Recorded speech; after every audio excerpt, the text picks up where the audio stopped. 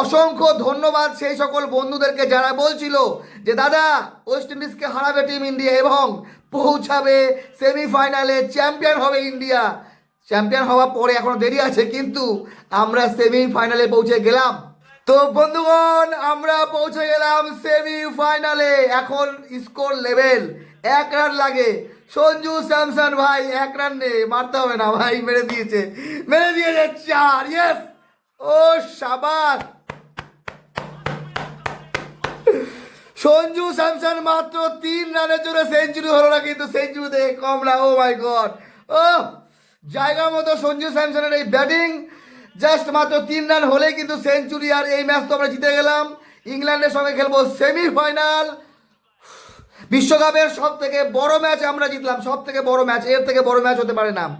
এইবার আমাদেরকে ফাইনালে যাওয়া থেকে কে আটকাবে, আর চ্যাম্পিয়ন হওয়া থেকে কে আটকাবে? এই যে জোশ, এই জোশ নিয়ে খেলতে হবে। ইংল্যান্ডকেও পারবো হারাতে, ফাইনালও চ্যাম্পিয়ন হতে পারবো। আমাদের ঘরের মাটিতে খেলা, কিন্তু ইতিহাসে আমরা কোনোদিন এত রান চেস করিনি।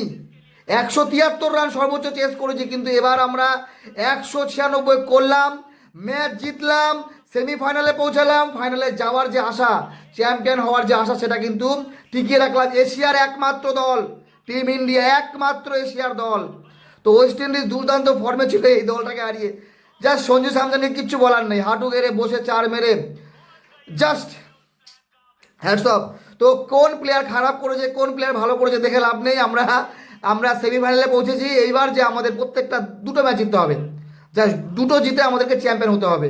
All the best team India.